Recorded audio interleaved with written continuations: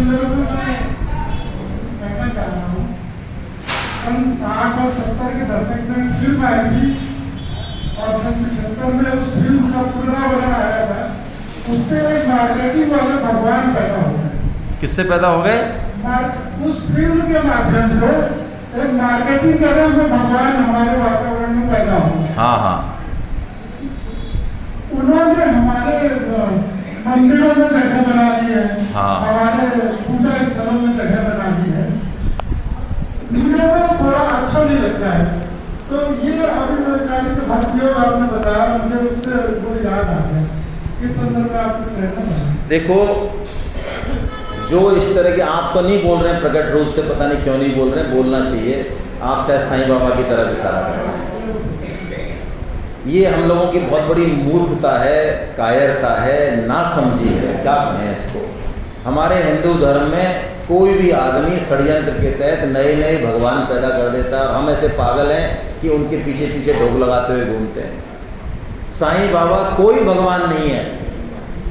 हमारे यहाँ भगवान कब होंगे, कैसे होंगे, उनके क्या गुण होंगे, ये सब शास्त्रों में वर्णन है।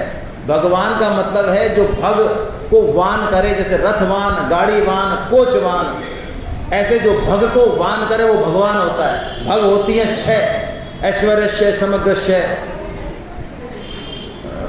6 भग होती हैं, जिसमें संपूर्ण ऐश्वर्य है, संपूर्ण श्री है, कीर्ति है, तप है, बल है, वो भगवान होगा।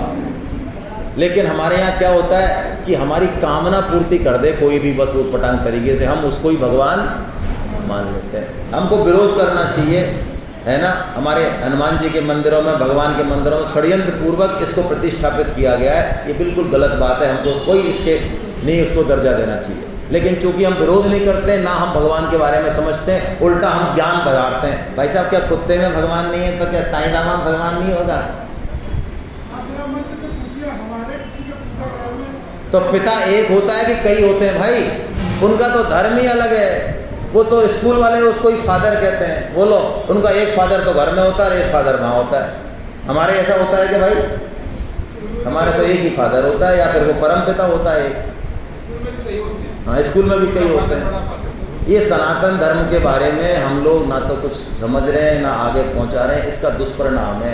अब इसमें कोई कुछ नहीं कर सकता, हमको ही करना पड़ेगा। जो काम मास को करना है वो एक आदमी कितना ही ऊपर बैठा हो वो नहीं कर सकता भाई। आप बैठ के देख लेना ऊपर।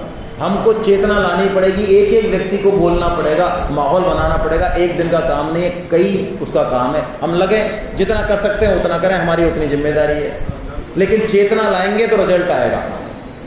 आज यूपी में, मुझे तो कहने में गुरेज नहीं है, आज यूपी में कम से कम भाई हम लोगों में ये हिम्मत तो आई है कि हम इनका सामना कर सकते हैं।